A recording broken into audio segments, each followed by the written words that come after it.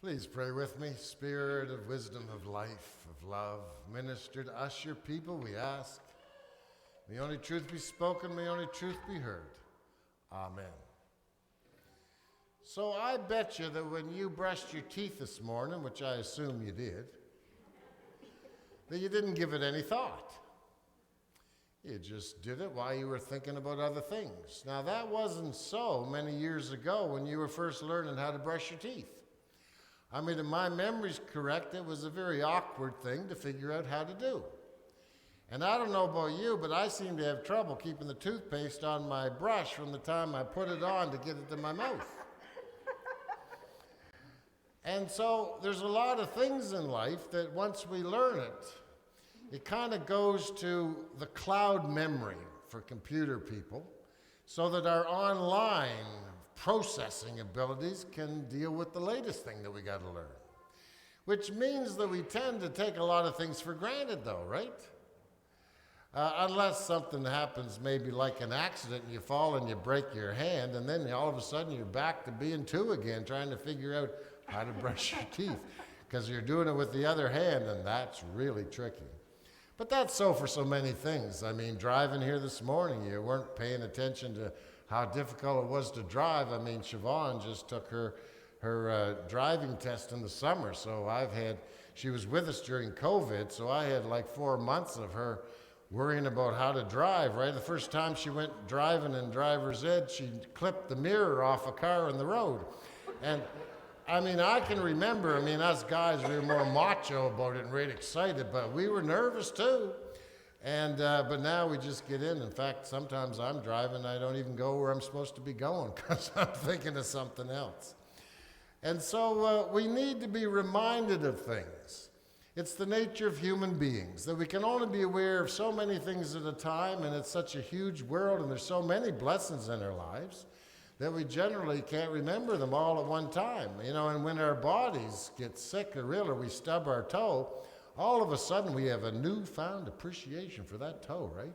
And for a lot of other things as they just aren't working the way they used to.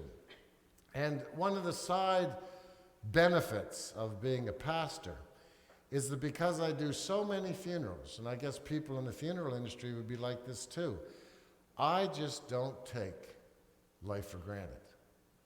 I really, every day, live with an awareness that it's so precious. It can end like that, right? And so that's a part of what the spiritual journey is. That's one of the blessings we get from coming to worship or to watching it online, because it just brings to mind some of the actually most important things in our lives that in our busyness we wouldn't be thinking about. Things like the values of faith and resilience, the values of respect and kindness, the values that love doesn't stop bad things from happening, but somehow gets us through. And so we need to be reminded of that. We need to be blessed by that. And that's what the sacraments are about. Next Sunday, we're going to have a grand time here, baptizing 2 babies and one of the babies' mums. And I often, when I meet with them, I'll be saying sacraments are just moments where we're aware of a profound truth and blessing that's with us whether we get baptized or not. The old thing about you had to get baptized so you wouldn't go to purgatory. Religion was just so fear-based, eh? And even today, so much of it's fear-based. It's just a bunch of hogwash.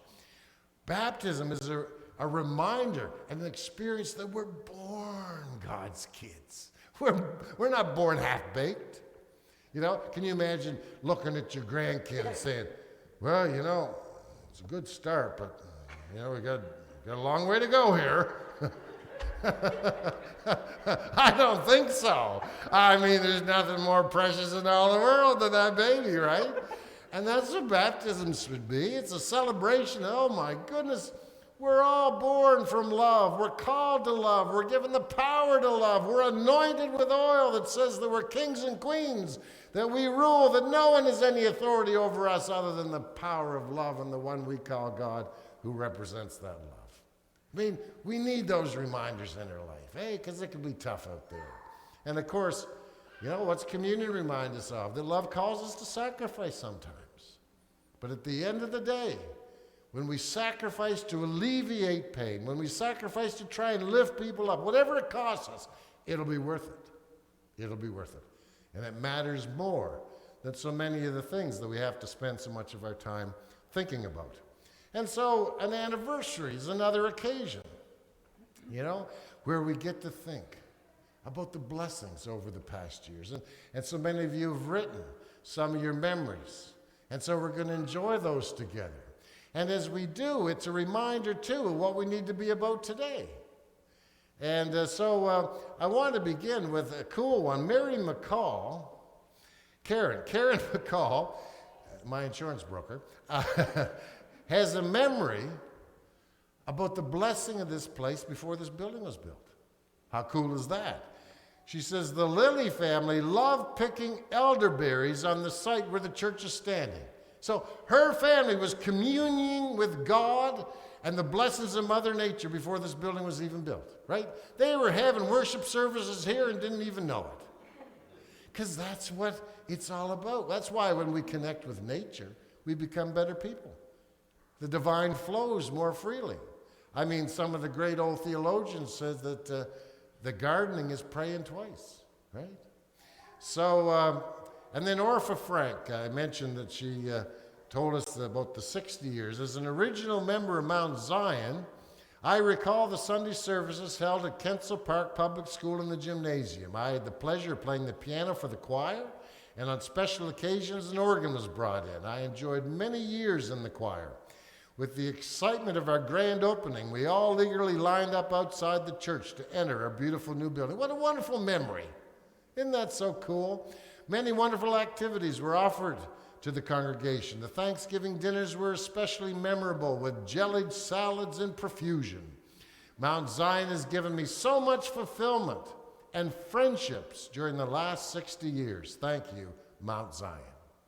And Mary and Jack Kane remember when, on Anniversary Sunday, the year the mortgage was paid off, Mount Zion did a huge release of about 500 balloons. The Sunday school children wrote notes and put one in each balloon. It read, if you find this balloon, please contact Mount Zion United Church. And it gave the phone number and address.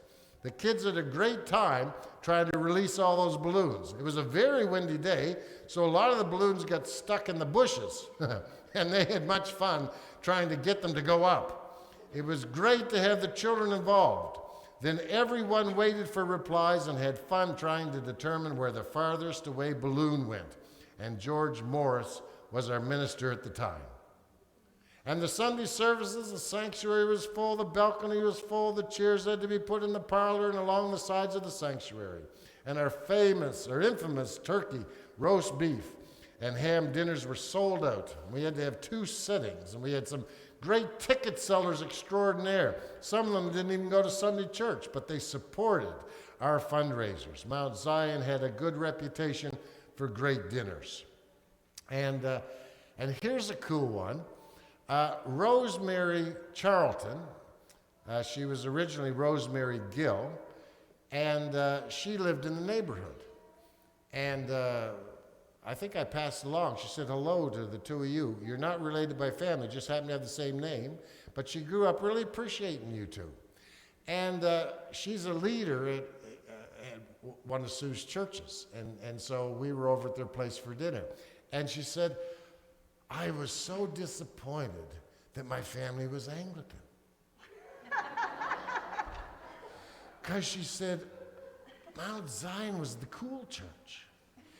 And I just wanted to be able to go to Mount Zion. And so I'd be able to make excuses sometimes just to go there because it was so cool. It was so fun to be at Mount Zion. Now, isn't that a great reputation to have? I'll say. And it sounds to me like you had a lot of fun. Would that be correct? That would be correct. So you see, that tells us what we're about today too, isn't it? Yeah, let's have some fun. And I'm saying we're getting cooler all the time, don't you think? Although it's nice that it's getting warmer in here, I have to say that. And Beverly Myers remembers when Reverend George Morris lost his glasses while mashing potatoes for our turkey dinner. I wonder where they went. George was such a great potato masher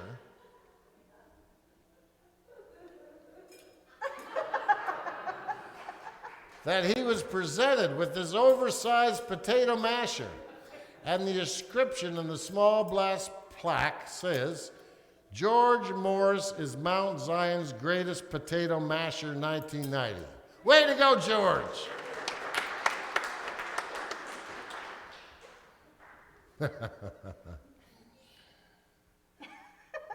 And Jan Mayer says, I was raised in the Anglican Church. When we first moved to this community, I attended it. They didn't seem to have much going for the youth group. At school, I met a boy, and he told me his church had a very active youth group and invited me to join. I enjoyed the group and the activities, so I changed churches. And I've been attending the United Church in different communities I've lived in ever since. Friends, I want to tell you, when I came to this church, I said to the council, I said, we know how to have fun and be loving, and we just as United Church people, like many others, have great values, and we live them out in our families. But there's a tendency when we go through the doors of a church to all go crazy and to just have different ways of being. But we can claim the good news that when we truly are kind together and respectful together, the fun just happens, right? And any great healthy family or great healthy church, it's a place where it's fun. And I want us to claim that, but we already are, and I'm so happy about that. And Jack and Mary and Beverly and Audrey, remember, our Peace of Mind singers. They were a big part of the Cool Factor, eh? Roy and Pam Whitehead were involved in bringing major musical productions to life in our sanctuary. They even recorded an album. The singers performed on stage at the Western Fair. And Audrey talks about fashion shows with Roy Whitehead and Sheila Reed doing the music. A local shop, Ellen Gale Fashions, provided the clothes, and models were from our congregation. The Vacation Bible School was fun and popular, had lots of kids coming. And then there was Benevolent Ben, who is our mascot for our fundraisers, is stored in the balcony in a laying down position on the benches. Still here. Good. We should have brought Brother Ben down today. We'll bring him down next Sunday. And years ago, following the service one Sunday, our kids went upstairs to explore and came down screaming, "There's a dead man up there!"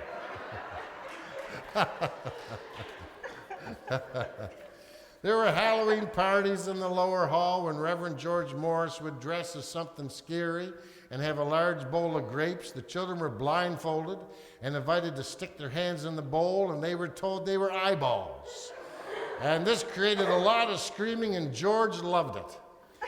You see, somehow, George, in a way that most ministers don't get, understood that the heart of the matter is the matter of the heart, and that everything else is just relative and optional.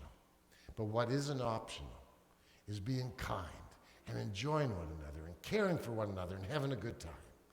Ah, that's the key. That's the key. And there's just not a lot of churches that get that. I mean, they're good. They're working hard as we do and stuff like that, but you don't feel the joy. You know, they're worried about this and focused about this and all these other things, which is fine. But that's, you see, sometimes we lose what's important because of what's urgent. Now, occasionally what's urgent is important, but most of the time, what's urgent is not the most important. And so that's what we're remembering today. We're on the right road. We're having fun. And then volunteerism, you know, that's a part of here. Pauline Pudney remembers the wonderful celebration, luncheon, and entertainment we enjoyed at Mount Zion's 50th anniversary in 2013. What a great time. Oh, and speaking of Pauline, Audrey writes, many years ago I was teaching Sunday school at Mount Zion, and a young girl stopped by, and after checking with her mom, I found out there was a conflicting time between Sunday school and figure skating. And so the young girl chose figure skating. End of the story. No. Fast forward 40 years. Following the death and funeral of her father, she returned to Mount Zion one Sunday morning, and she continued to come. She became involved in committee work, fundraising, and on the search committee for a new minister. And today, she's our church administrator. We are fortunate to have such a capable, caring person, and I am blessed in having such a good friend as Pauline, who also volunteers.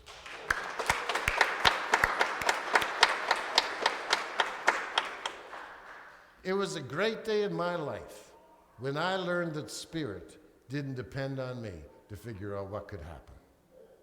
I tell you, I used to think if I couldn't think of it or plan it or do something about it, that it couldn't happen. How wrong. Isn't it great that when we live in love, great things happen that we could never have expected or dreamed up in a million years? That's what our faith is. That's what our hope is. It's in what love can do. And there's the Mount Zion Catering Group, catering for Empress United Church and their facilities, 400 folks, feeding them.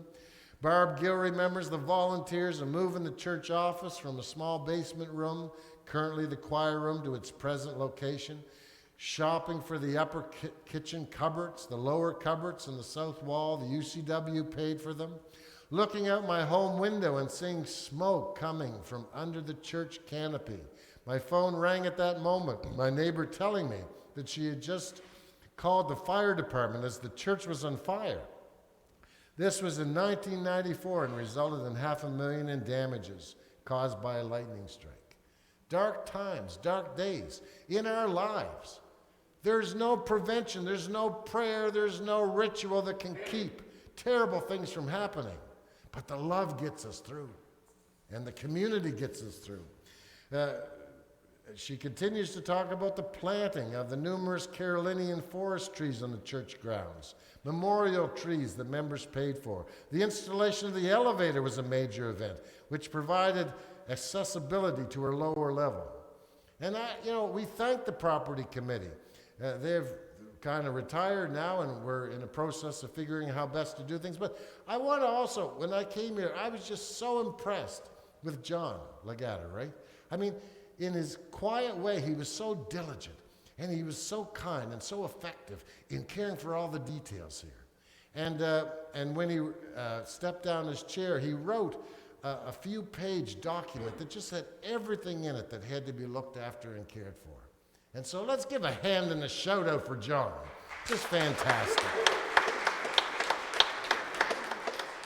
Mary Mizzen remembers, we attended many roast beef turkey dinners. As we were impressed, we decided to try Sunday service. And arriving at the service, it was pleasant to find two people ready to greet you at the door.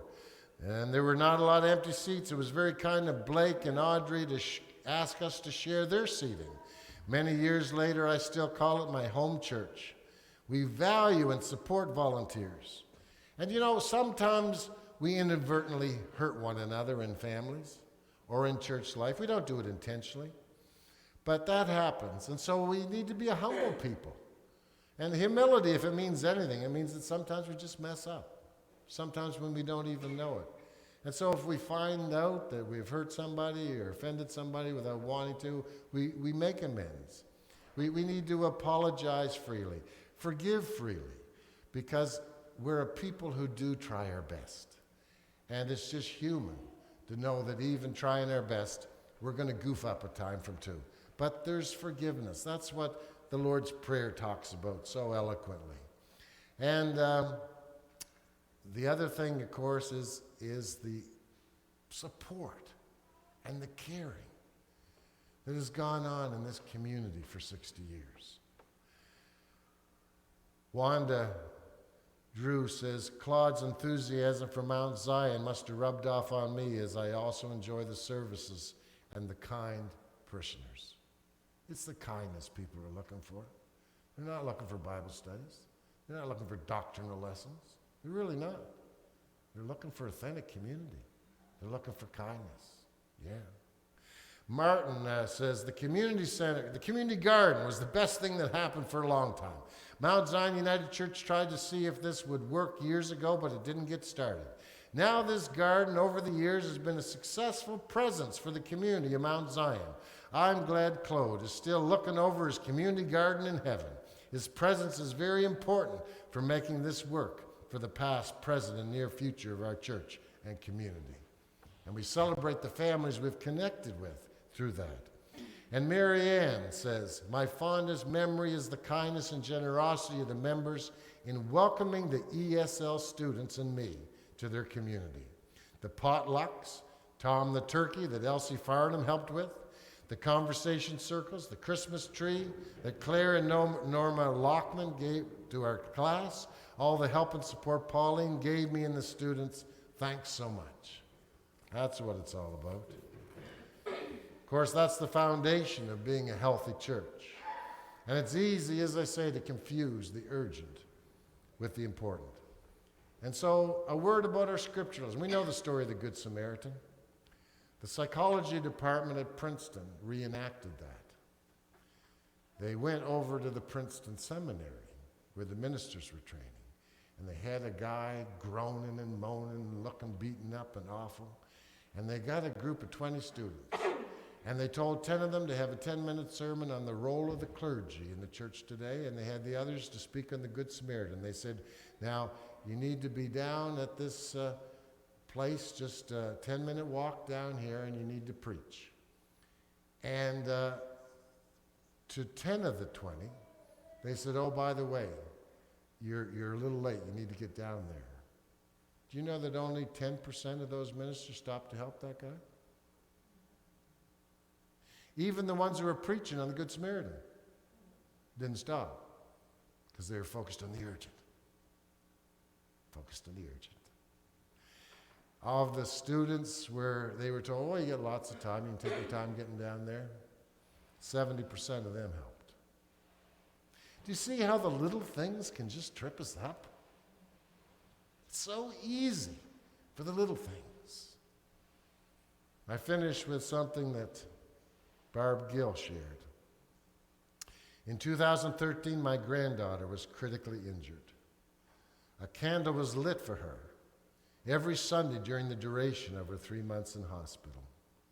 We appreciated that sign of support at a very difficult time for us. Let's continue that. Let's continue the adventure. Let's continue caring for one another. Let's continue making amazing memories that years from now, people will thank God for.